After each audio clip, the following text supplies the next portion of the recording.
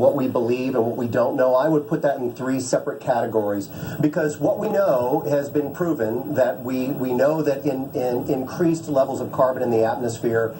has certainly done a lot to put more energy in the atmosphere, certainly done a lot to put more water in our oceans, and so that, we believe, will make the storms a little bit stronger. But in the next two categories of what we believe and what we don't know, it comes down to how many hands we have on deck for science. We have to be able to, and there are lots of scientists who will tell you, they will point to these stronger storms as being contributed by climate change, to being stronger because of climate change. But we really need to put hands on deck to be able to prove that the warmer waters of the ocean, by the way, this storm was moving through waters in the Gulf that were 2 to 4 degrees warmer than normal for this time of year. So when you talk about warmer water making a difference on stronger hurricanes, this is the kind of thing we have to put together and show to people, you know, and George, it's just one of those things where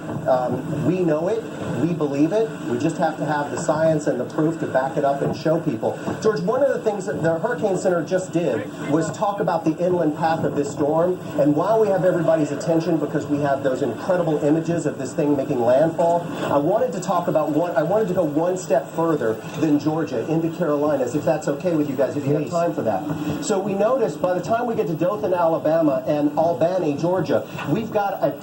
Category 2 hurricane inland. Category 2 hurricane. This is going to be disastrous damage for South Georgia. Then the other thing, we're going to watch that cruise through Georgia and get into South Carolina. And at that point, we have about 45-mile-per-hour winds with the center of this storm as a tropical storm. An inland tropical storm in South Carolina and North Carolina, dumping 6 to 10 inches of rain in the same areas that flooded with Florence. And I wanted to give those people a heads up on